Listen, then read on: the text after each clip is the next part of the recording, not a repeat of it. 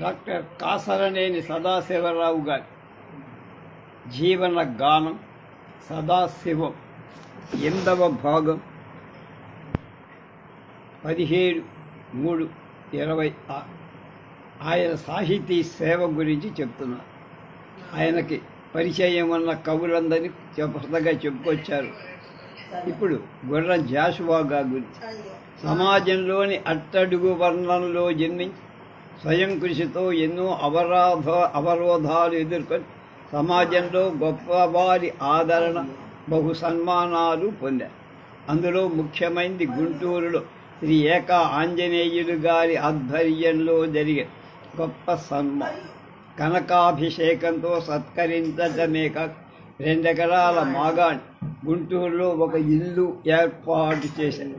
అలానే జాగర్లమూడి కుప్పస్వామి గారు, నెల్లూరు జిల్లా మాలకొండారెడ్డి గారి ఆదరణ పొంది విజయవాడలో జరిగిన గజారోహణ గండపెండేరం ఘన సన్మానం మరవలేదు.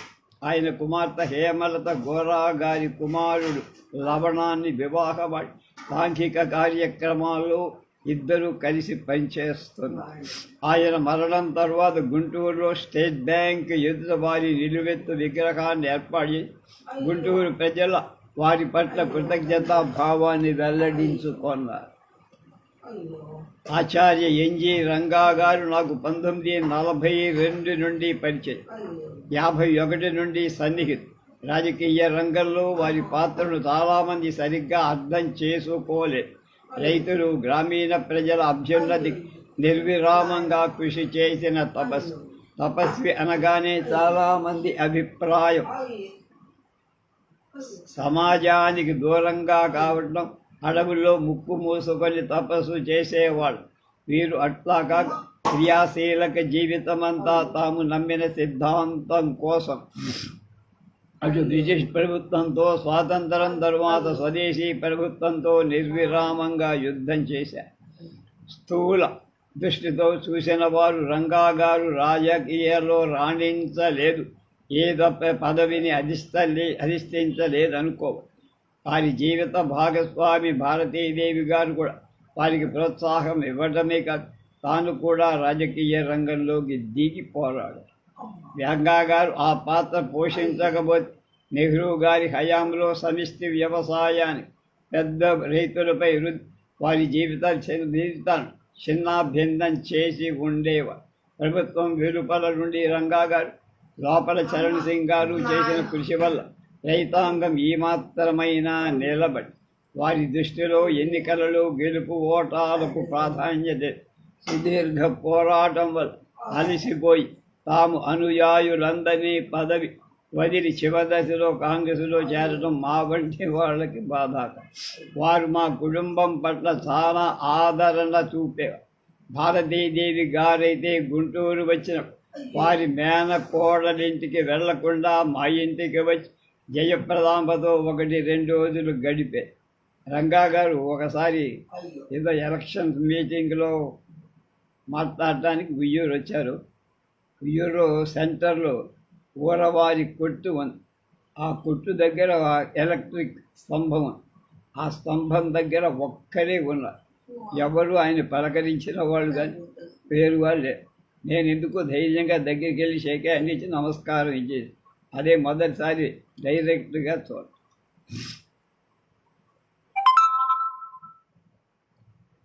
వారు రాసిన డిస్టింగ్విష్డ్ అక్వైంటెన్సెస్ అనే పుస్తకంలో మా దంపతుల గురించి చాలా గొప్పగా రాశారు. రంగా గారు ప్రజలకు రాజకీయవేత్తగానే తెలుసు.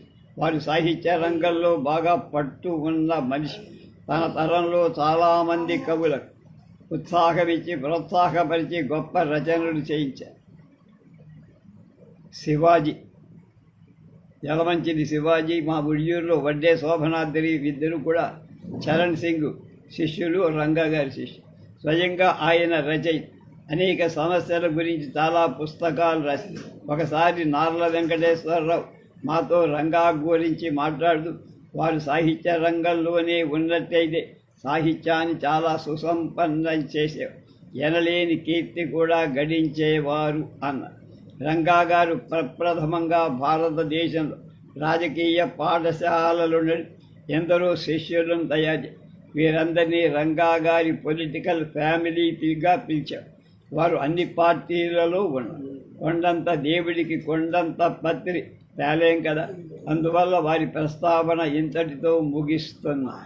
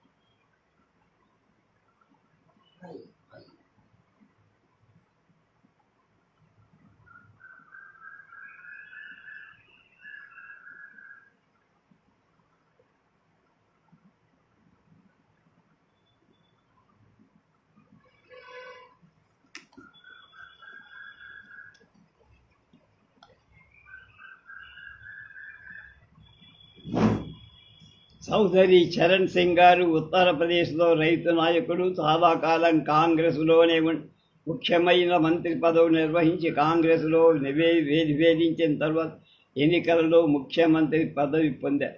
జనతా పార్టీ ఆవిర్భావం అప్పుడు తన వర్గం అత్యధిక సీట్లు గెలిచిన తను ప్రధానమంత్రి కావాలని కోరిక లేకుండా మొరార్జీ దేశాయికు మద్దతిచ్చి, కానీ మొరార్జీ చరణ్ సింగ్ ఇవ్వాల్సిన మర్యాద ఇవ్వకుండా కించబడడం. తర్వాత కొన్నాడు చరణ్ సింగ్ జనతా పార్టీని వదిలి తన అనుయాలతో దోగ్దల్ పార్టీ స్థాపించి కొన్ని నెలల పాటు దేశ ప్రధానిగా పార్లమెంటుని ఎదుర్కోలేని దేశ పనిచేసిన తర్వాత ఎన్నికల్లో పార్టీ ఓటమి చవి చూసి తర్వాత కొన్నాళ్ళు రాజకీయాల్లో ఉన్న పార్లమెంటు మెంబర్గానే ఉన్నారు.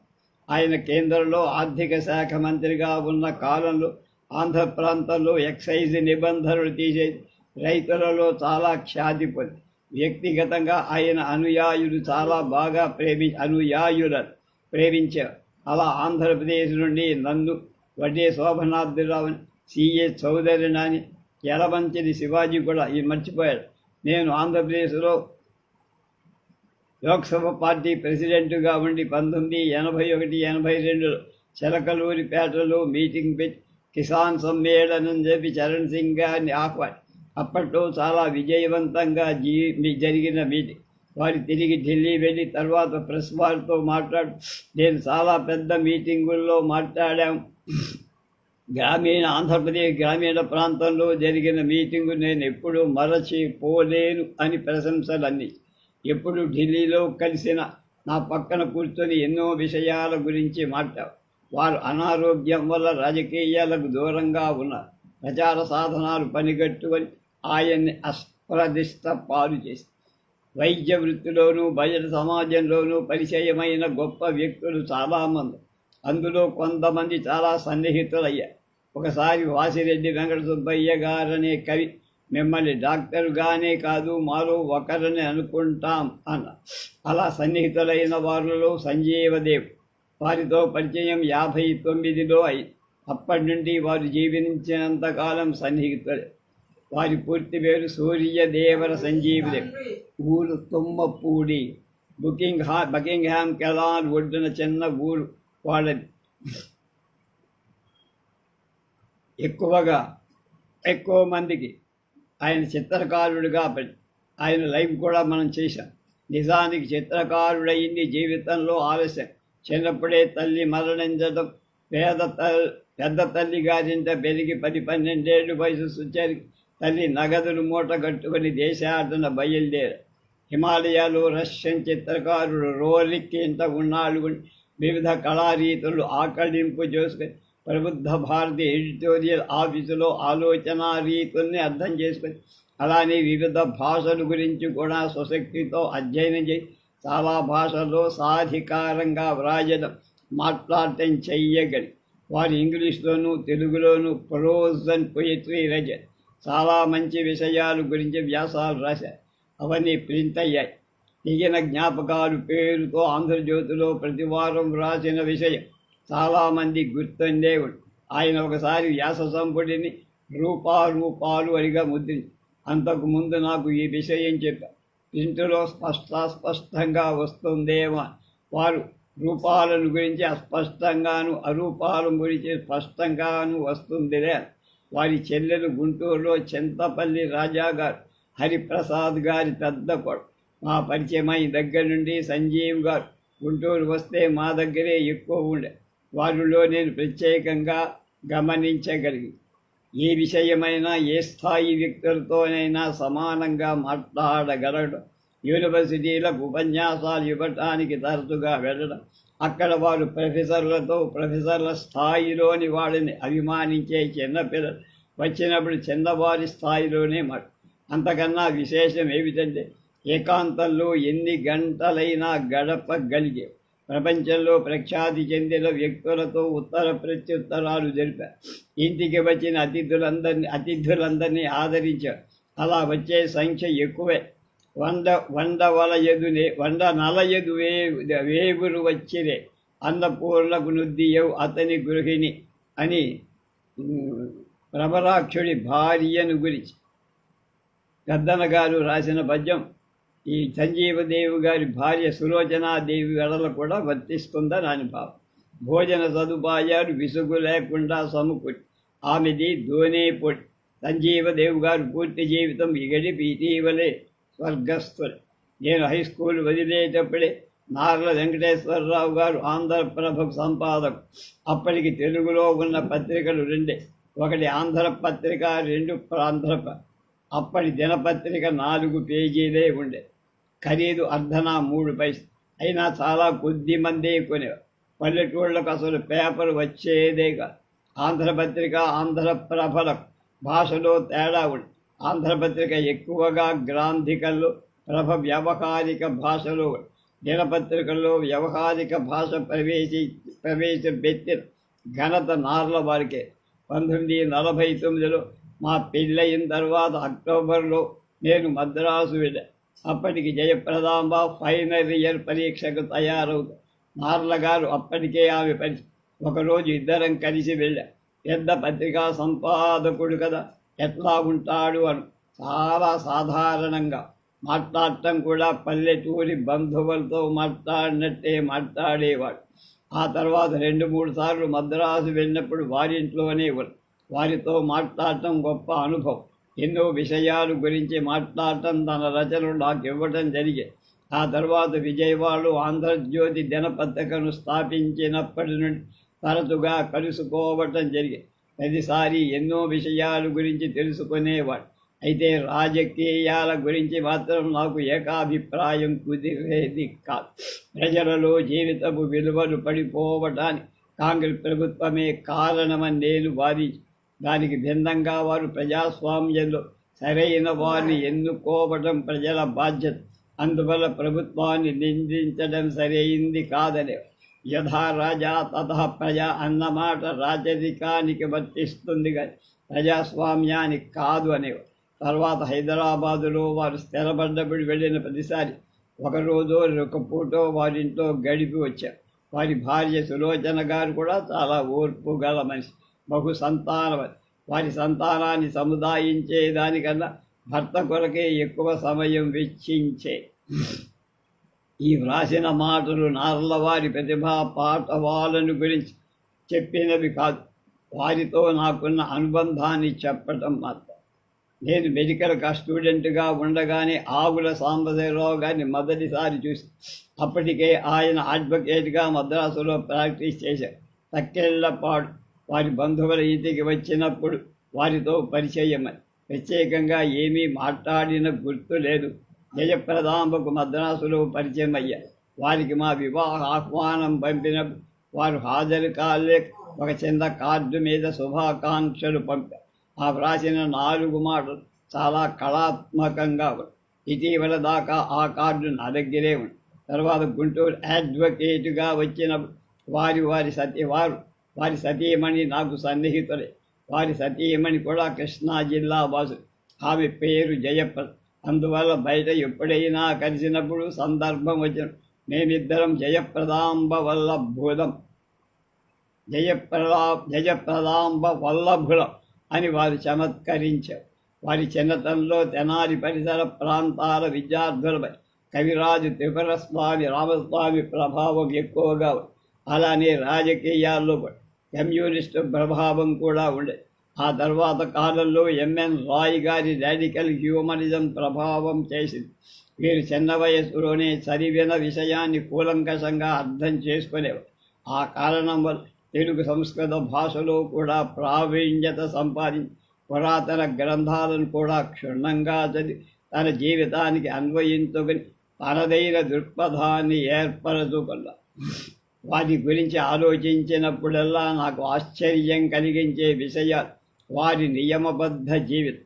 వారి తండ్రికి వృద్ధాప్యంలో కలిగిన బిడ్డ, చిన్నతనంలోనే తండ్రి మరణం వల్ల తల్లి పోషణ, అపారమైన సంపద, ఇన్ని కలిగి ఉన్నవారైన నియమబద్ధ జీవితం వదిలి స్వేచ్ఛా జీవితానికి అలవాటు పడేవారు. ఆ తరగకుండా జీవితాంతం ఎక్కడా నియమం తప్పకుండా పదవులు ఎన్నిట్లో నిర్వహించి పదవి విరమణ తర్వాత కూడా సామాన్య జీవితం గడిపారు. వారు నా సన్మాన సభకు అధ్యక్షత వహించి వారికి వారి స్వగ్రామంలో జరిగిన ఒకే ఒక సన్మానానికి నేను హాజరయ్యా. ఈ మధురానుభూతులు నా మనస్సులో పదిలంగా దాచుకొని వారి అమ్మాయి ఆవిడ జయప్రద అనుకుంటా. ఆవిడ పొట్టి శ్రీరాములు యూనివర్సిటీకి వైస్ ఛాన్సలర్ చేశారు.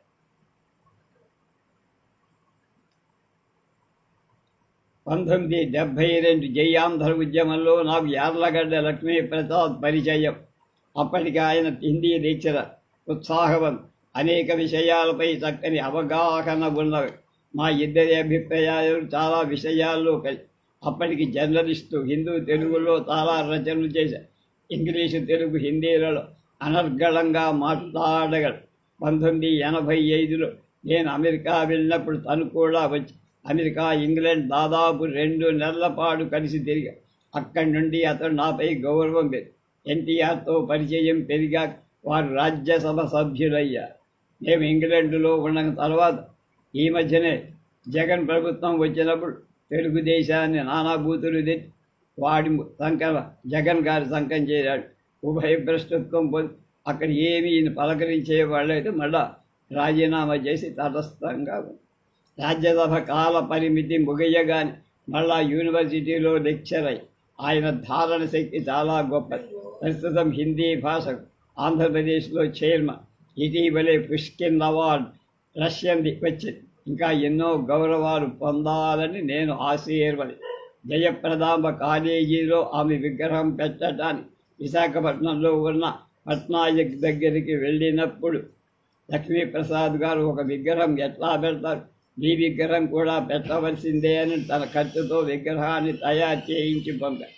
ఆ తర్వాత తాను రాసిన ద్రౌపది అనే పుస్తకాన్ని హైదరాబాదులో ఆవిష్కరణ జరిపి నాకు అంకితం ఇచ్చారు. ఇటువంటి మిత్రుడు లభించడం అదృష్టం. మిత్రులను గురించి నేను వ్రాయలేనని అనుకొని కూడా వీరిని గురించి చాలా ప్రస్తావించాను. నా దగ్గర పనిచేసిన డాక్టర్లు చాలామంది విజయవంతంగా ప్రాక్టీస్ చేస్తారు. నాపై గురుభావం కూడా చూపిస్తారు. వారందరి జాబితా వ్రాయటం సాధ్యం కాదు.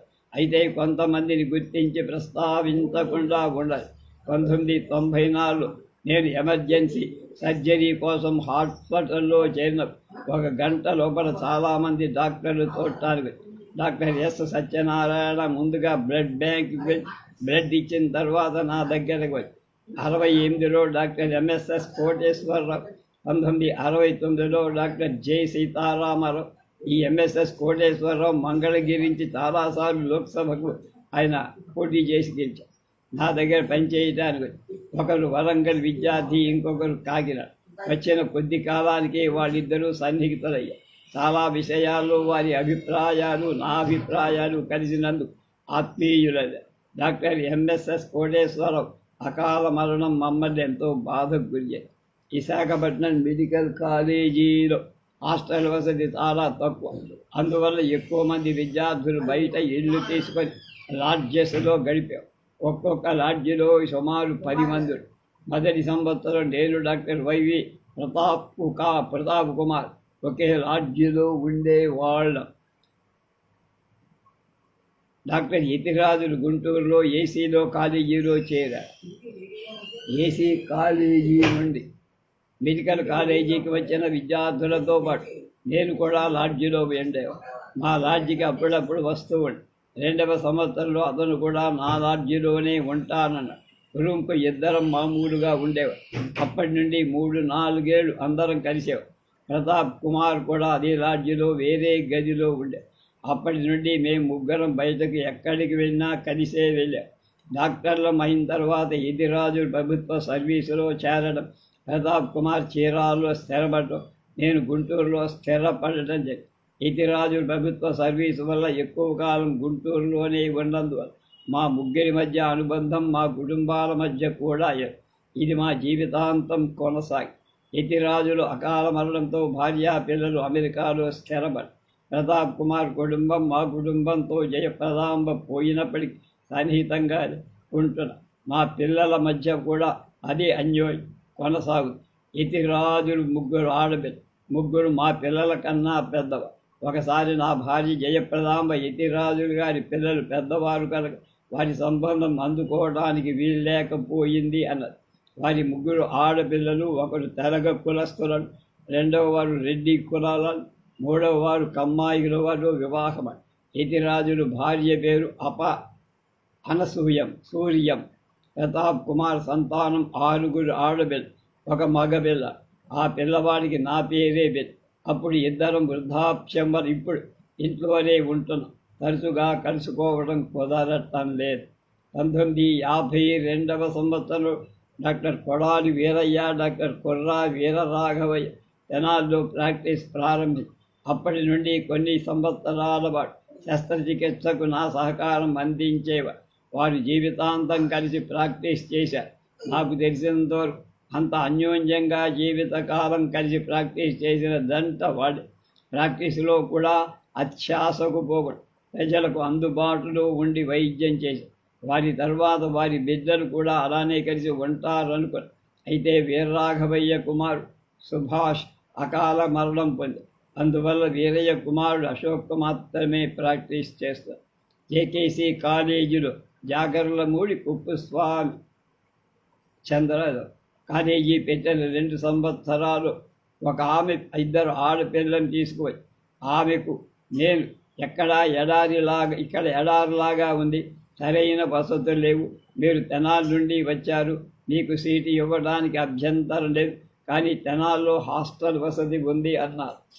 ఆమె మీ కాలేజీలో మంచి స్టాఫ్ నియమించుకున్నారు, పిల్లలకు ఇక్కడే చదివితే చదువు బాగుంటుందని వచ్చి తెనాలి సంగతి తెలియక కాదు అన్నారు. చిలకలూరిపేట నుండి ఒక వృద్ధుడు మామూలుగా వైద్యానికి వచ్చి చుక్కల్లో చంద్రుడిలాగా వెలుగుతున్నాడు అని ప్రశంసించారు. అనంతపురంలో ఒక నర్సింగ్ హోం ప్రారంభ వేడుకల్లో పాల్గొన్న సందర్భంగా లేపాక్షి వెళ్ళి దేవాలయం మెట్లు దిగివచ్చి బండ మీద వేముడూరి పావుడు బండ లాంటి కూర్చున్న తోటి వారందరూ వచ్చిన తర్వాత నన్ను లేపమని చెయ్యండి. ఇంతలో ఒక పొట్టి మనిషి వచ్చి చటుక్కున నా చెయ్యందు, నీకు ఎందుకు శ్రమ, మా వాడు ఉన్నారు కదా, దానికైనా ఇంత పెద్దవారు ఎంతమందికి ఎన్నో సాయాలు చేసి ఉంటారు కదా, ఈ సాయం నేను చెయ్యటానికి ఏముంది అన్న. అటువంటి వాళ్ళ స్నేహశీలతను ఎలా మరవగలను? బహుకాలంగా కాంగ్రెస్ ఉద్యమంలో పనిచేసి స్వాతంత్రానంతరం ఏ పదవి ఆశించకుండా ఉన్న గొట్టిపాటి బ్రహ్మయ్య గారు, సంజీవరెడ్డి గారు ముఖ్యమంత్రి అయిన ఎమ్మెల్సీ చేసి లెజిస్లేటివ్ కౌన్సిల్ చైర్మన్గా చేసి వారు పదవిని సమర్థవంతంగా వారిని కూడా లైవ్ చేశామని.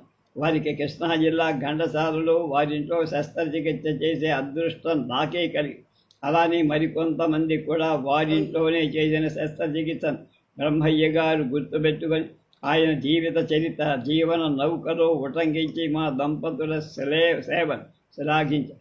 అదే ఘంటసాల వాస్తవ్య పండిత గొర్రెపాటి వెంకట సుబ్బయ్య గారు పరిచయమై చాలాసార్లు సాహితీ సదస్సులో పాల్గొని ఆ రాత్రి కూడా ఆయన సంజీవదేవు, బివి నరసింహారావు మొదలైన వాళ్లతో మా ఇంట్లోనే బస చేసేవారు. వారు వ్రాసిన నేను నా మిత్రుడు అన్న గ్రంథంలో మా దంపతులను గురించి 2 పేజీలు ప్రశంసాపూర్వకంగా వ్రాసి, అలానే ఆచార్య రంగా తనకు పరిచయమైన విశిష్ట వ్యక్తుల గురించి 2 వ్యాసాలు రాసి, అందులో మా దంపతుల గురించి 2-3 పేజీల వ్యాసం. వీరందరికీ నా కృతజ్ఞత. సంక్రాంతి మిత్రులలో సంస్థలలో సభ్యులు. బనుకాలం పశ్చిమ గోదావరి జిల్లా కోఆపరేటివ్ ఆ బ్యాంకులో ఉద్యోగం చేసి పదవీ విరమణ చేసింది. ఆ బ్యాంకుకే ప్రెసిడెంట్ అయ్యారు వేగుంట కనకరామ బ్రహ్మ. వాళ్ళ అబ్బాయి వేగుంట మోహన్ ప్రసాద్. వారి ఉపన్యాస ధోరణి విని ఆనందించవలసిందే కానీ రాయటానికి వీళ్ళే. సాహిత్య అభిలాష చాలా. జీవితంలో చితి చింత అనే పుస్తకం రాశాడు.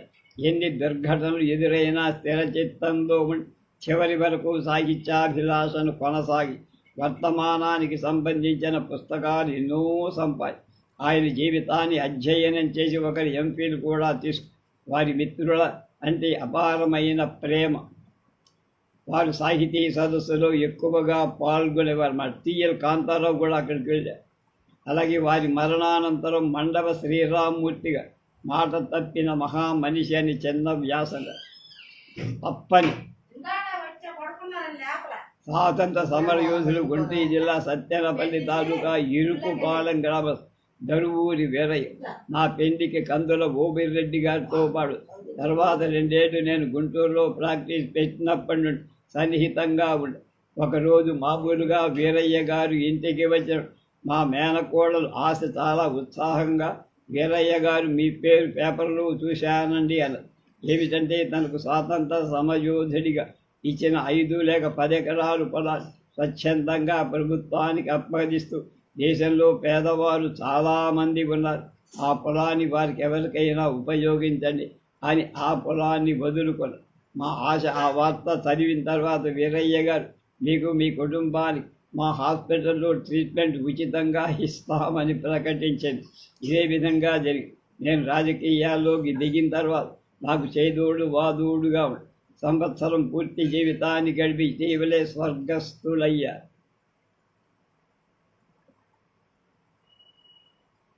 వీరయ్య గారు తమంతా తాము పొలం వదులుకోవడం మాత్రమే కాక ప్రభుత్వం వారు తరువాత తాముగా శాంక్షన్ చేశారు. పెన్షన్ కూడా తీసుకోవాలి. సంపూర్ణ జీవితాన్ని గడిపి వారు ఇటీవలే స్వర్గస్థులు. కొందరు భావకుడంది, కొందరు మంచి రసజ్ఞుడని, వాకుందు వైద్యలోకములకం తలమానికమందురందరు ఎందరో సాహితీ ప్రియుడటి అని కన్నుల కద్ది కొందురి సందములన్నీ మీ హృదయ సంస్కృతికెత్తు పతాకలే కదా అని చిన్నం రామయ్య చౌదరి గారు, సదాశివరావు గారి గురించి. ఇక ఈయన విద్యారంగంలో చేసిన కృషి గురించి చెబుతున్నారు.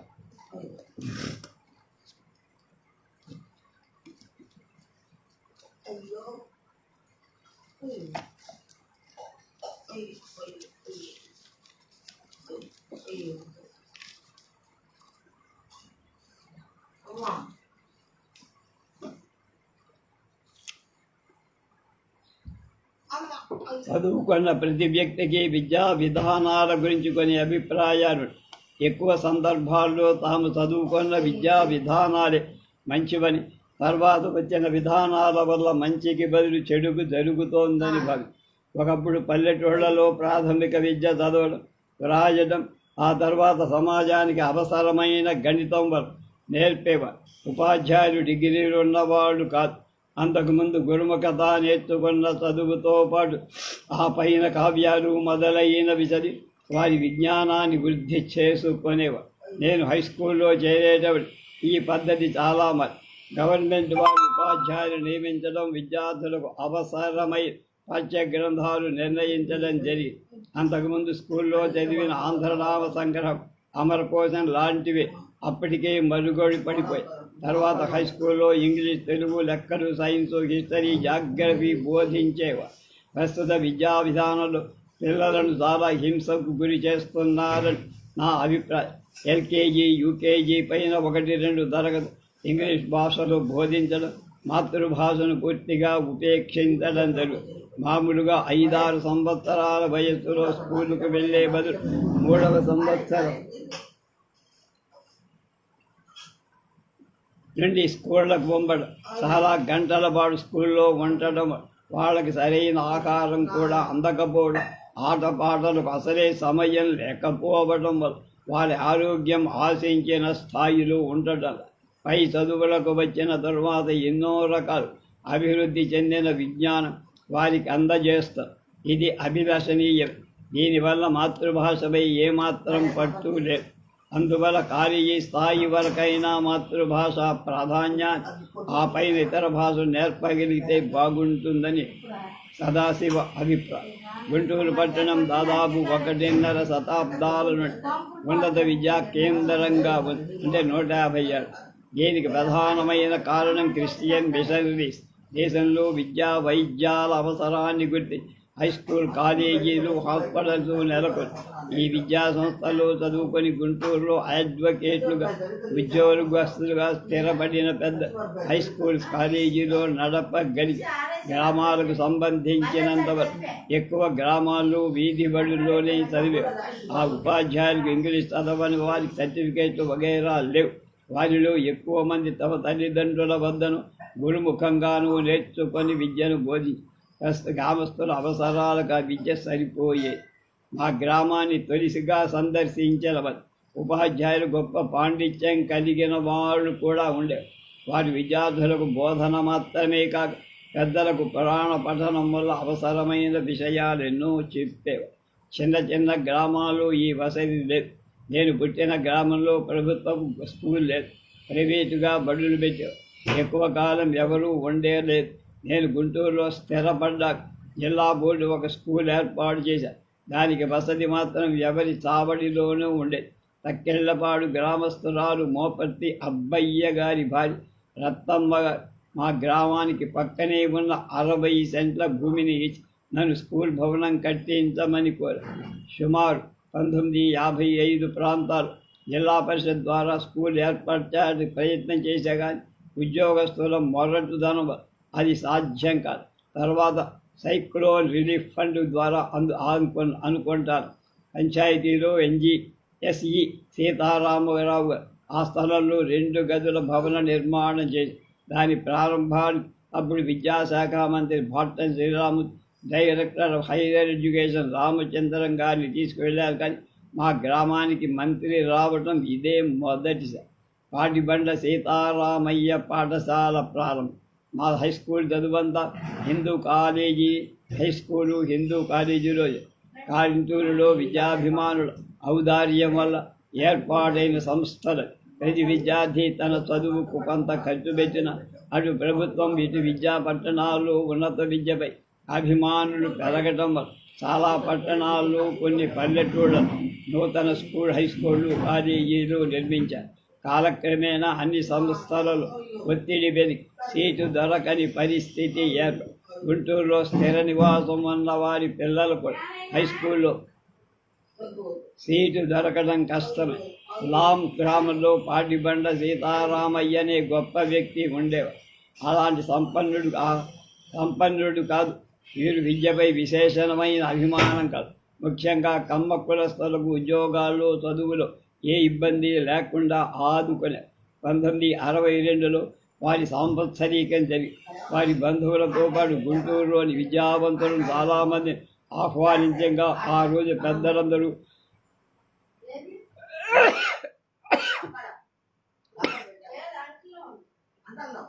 భోజనాలు అయ్యాక అక్కడే సమావేశమై వారి పేరిట ఒక విద్యా సంస్థను నెలకొల్పాలని నిర్ణయించి దాని కొందరు పెద్దలు కొంతమంది పెద్దగా 11,600 రూపాయలు విరాళంగా సీతారామయ్య గారి స్వయాన మేనమామైన వాసిరెడ్డి సీతాపతి గారిని కమిటీ ప్రెసిడెంట్గా ఎన్నుకోవడం. నేను కార్యవర్గ సభ్యుడిగా ఉంటేనే సీతాపతి తాను అధ్యక్షుడిగా ఉంటా. మీరు అధ్యక్షుడిగా ఉన్నప్పుడు నేను సభ్యుడిగా ఉండడానికి అభ్యంతరం లేదు. మీకు తెలుసు కదా, నేను చాలా బిజీ, దీనిపై కాలం వెచ్చించలేదు. అన్నప్పుడల్లా మిమ్మల్ని మేము డిస్టర్బ్ చెయ్యం. ఎక్కడికైనా తప్పనిసరిగా వెళ్లాల్సి వస్తే మిమ్మల్ని డిస్టర్బ్ చేస్తామని అన్నా. నేను ఒప్పుకోను. సభ్యత్వ రుతం 250గా నిర్ణయించి మిగతా 13 సర్వశ్రీ కేవైఎస్ ప్రకాశరావు, పై కోటేశ్వరరావు, కారుమంచి వెంకట సుబ్బయ్య, జాగర్లమూడి చంద్రమౌళి, జి నరహరి ఇంకా ఉన్నారు. అప్పటి నుండి నేను హై స్కూల్ కమిటీ మెంబర్ని. ఏ సమావేశానికి వెళ్ళటానికి తీరిక దొరికేది. సీతాపతి గారి అకాల మరణం వల్ల కేవైఎస్ ప్రకాశరావు గారు అధ్యక్షుడు. తర్వాత చాలామంది అయ్యారు. మొదటి సెక్రటరీగా మువ్వా చంద్రశేఖరరావు, గోగినేని కనకయ్య, తర్వాత చాలామంది. ప్రస్తుతం ఆలోకం పెద్దబ్బయ్య అధ్యక్షుడిగా, Vasireddy Jayaramaiah secretary. High school ప్రారంభించిన నుండి మంచి పేరు సంపాది. మొదట్లో రిటైర్డ్ హెడ్ మాస్టరుడే. తర్వాత Ghanta Subbarao MA BEd head master అయి 27 దిగ్విజయంగా. అంతా మన మంచికే. 1988 మోహన్ రంగా చనిపోయినప్పుడు ముష్కరుల దృష్టి ఈ హై స్కూల్పై పడి బిల్డింగులు తగలబెట్టి, తర్వాత గుంటూరులోని విద్యాభిమాన్ పెద్ద ఎత్తున విరాళాలు వసూలు చేసి అదనంగా కొంత స్థలం కొని 3 అంతస్తుల బిల్డింగ్ని కట్టారు. గుంటూరు మున్సిపల్ స్టేడియం ఆనుకొని ఉన్న ఈ స్కూల్ ఆవరణ బిల్డింగులు గుంటూరు నగరానికే శోభ తెచ్చేవిగా. విద్యా ప్రమాణాలు ఇప్పటికీ అద్భుతం. జేకేసీ కళాశాల ఆవిర్భావం. నేను హై స్కూల్ కమిటీ మెంబర్గా ఉండడం మినహా చేరిన ప్రత్యేక కృషి ఏమీ లేదు. 1967 నాటి అంతకు పూర్వం హై స్కూల్ సీట్లకు ఏ విధమైన కొరత వచ్చిందో అదే పరిస్థితి కాలేజీ కూడా వచ్చింది. అందువల్ల కళాశాల అవసరాన్ని గుర్తించి దానికి తోడు పోస్ట్ గ్రాడ్యుయేట్లో లెక్చరర్గా ఉద్యోగం దొరక్క ఖాళీగా ఉన్నవారు పట్టణంలో పెద్దల వద్దకు వచ్చి కళాశాల పెట్టమని అభ్యర్థి. దానికి వారు ఆర్థిక సహాయం కూడా అందించడానికి సిద్ధపడి పట్టణంలోని పెద్దలు పట్టణంలోని హాస్టల్లో సమావేశమై కళాశాల అవసరాన్ని గుర్తించి కళాశాలను ఏర్పాటు చేసి యాగర్లమూడి చంద్రమౌళి గారు అధ్యక్షులుగా, చిబ్రోలు హనుమయ్య గారు ఉపాధ్యక్షులుగా, నన్ను కార్యదర్శిగా, వైకేఎస్ ప్రకాశరావు ట్రెజరర్గా, గోగినేని కనకయ్య గారు అడిషనల్ సెక్రటరీగా ఒక కమిటీ ఏర్పాటు మిగతా మెంబర్లను కోఆప్ చేసుకునే అధికారాన్ని మాకు. జాయింట్ సెక్రటరీగా నన్నపనేని వీరయ్య చౌదరి. వారప్పుడే గవర్నమెంట్ సర్వీసులో డిఈఓగా పనిచేసి రిటైర్ అయ్యారు. కళాశాల స్థాపనలో నిర్వహణలో వారెంతో కృషి చేశారు. తర్వాత యూనివర్సిటీ వారిని అభ్యర్థించి 1968 జూలైలో కళాశాల స్థాపించారు. యాగర్లమూడి కుప్పస్వామి చౌదరి కుమారుడు చంద్రమౌళి గారు, మదన మోహన చౌదరి, బంగారు బాబు గారు, లక్ష్మణ చౌదరి గారు లక్ష విరాళం ఇచ్చి కేవలం విరాళాల దృష్టితో కాదు, అంతకు పూర్వం కుప్పస్వామి చౌదరి గారు గుంటూరు జిల్లాలో చాలా కాలం జిల్లా బోర్డు ప్రెసిడెంట్గా అందించిన సేవలు దృష్టిలో ఉంచుకొని వారి పేరుతో కళాశాల ఏర్పాటు చెయ్యగలిగా. యాగర్లమూడి చంద్రమౌళి గారు కుప్పస్వామి గారు పేరు పెట్టకమే ఆ ₹1,00,000 ఇస్తామని చెప్పి అదే కాలంలో గుంటూరు జిల్లాలో పెదనందిపాడు, చిలకలూరిపేట, అమరావతిలో కూడా కాలేజీ స్థాపించారు. ఈ కమిటీ వారి మొదటి నిర్ణయం లెక్చరర్లుగా సెలెక్ట్ అయినారు. ఇస్తామన్న ఆర్థిక సహాయం తిరస్కరించడం, స్టాఫ్ సెలక్షన్లో మెరిట్కు ప్రాధాన్యం ఇవ్వడం. విరాళాలు Navabharat company 50,000, Navabharat Golden Tobacco World 25, మంగళదాసుగా, East India Tobacco Company 25,000, Chebrolu Hanumaiah garu 25, మద్ది వెంకటరత్నం గారు 25,000, గురిజవోలు వెంకటరామయ్య 5, గోగినేని కనకయ్య 10. నేను ఒకేసారి ఇవ్వకపోయినా 25,000 కారంచేడు గ్రామంలో 70,000 వసూలు చేసుకొని వచ్చా. గ్రాంటు లేని కళాశాలలో వేతన స్కేల్. ప్రభుత్వం వారు కాలేజీకి వచ్చిన పర్మిషన్ 3 సంవత్సరాలకు టీచింగ్ గ్రాంట్ లేవని. టీచింగ్ గ్రాంట్ లేకుండా లెక్చరర్లు స్కేల్స్ ప్రకారం జీతాలు ఇవ్వడం ఎంతో కష్టమని భావి పాత స్కేల్స్ ప్రకారం ఇస్తే ఎలా ఉంటుందన్న ఆలోచన అప్పుడు పెట్టిన మిగతా కళాశాలలు జరిగిందదే. దానికి నేను ఒప్పుకోగా మంచి కళాశాల పెట్టాలని ప్రారంభించి జీతాలు మనం సక్రమంగా ఇచ్చినప్పుడే వాడు సక్రమంగా పని చేయగలరు. అందువల్ల న్యూ స్కేల్స్ ప్రకారం ఇవ్వాల్సిందే అని పట్టుబడి 80 సెంట్ల స్థలంలో నిర్మించిన 2 పెద్ద గోడౌన్ల 75,000 కొని దానికి ఆనుకున్న మరో 40 సెంట్ల చోట 14,000 కొని ఆ షెడ్యూల్లోనే కళాశాల ప్రారంభం.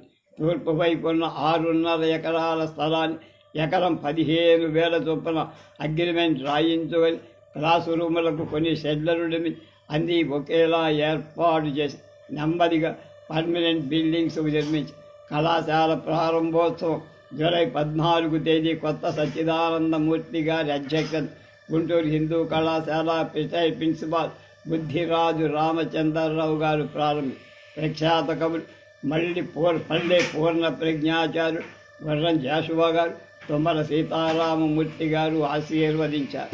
సీతారామమూర్తి గారి ఆశీర్వాదంతో ఒక పద్యం అప్పటి నుండి కాలేజీ మ్యాగజైన్లో మొదటి పేజీలో ప్రచురించడం ఇప్పటికీ ఆనవాయితీగా ఉంది.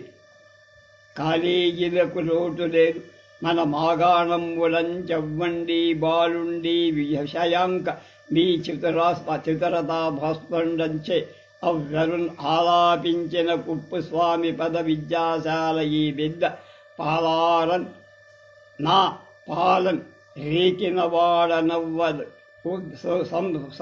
సంపద్భారమై ధీర ప్రారంభించిన మొదలు విద్యా బోధనకు పరీక్షా ఫలితాలు. ఈ కాలేజీ ప్రసిద్ధికి 3వ సంవత్సరం గ్రాంటు అన్న ప్రభుత్వం 5 ఏళ్ల వరకు ఇవ్వదు. అయినా భారాన్ని ఎలాగో నిర్వహించి దానికి కళాశాల అధ్యాపకుల సహకారం కూడా. మొదటి 8 నెలలు నేను సెక్రటరీ మరి కరస్పాండెంట్గా ఉన్నా. అన్నట్టు కళాశాల ప్రారంభానికి ముందే విద్యాసంస్థకు నాగార్జున ఎడ్యుకేషన్ సొసైటీ అని నామకరణం చేశాం. ఏం సబ్జెక్టులలో కేవలం ఒక కళాశాలే కాక విద్యా విషయంగా అవసరమైన మిగతా సంస్థలు ఏర్పడేదానికి అవకాశం కల్పించింది. విద్యా కమిటీకి 3 సంవత్సరాలకు ఒకసారి ఎన్నిక జరగాలని, మొదట ఏర్పడే కమిటీకి 5 సంవత్సరాలు ఉండాలని నిర్ణయం. దీనికి కారణం అంతకు పూర్వం ఏర్పాటైన కళాశాల కమిటీ తెనాల్లోనూ ఎడుబోలోనూ చీరాల్లో వివాదాల్లో చిక్కుకొని 5 సంవత్సరాలు కాలేజీ స్థిరపడగ తర్వాత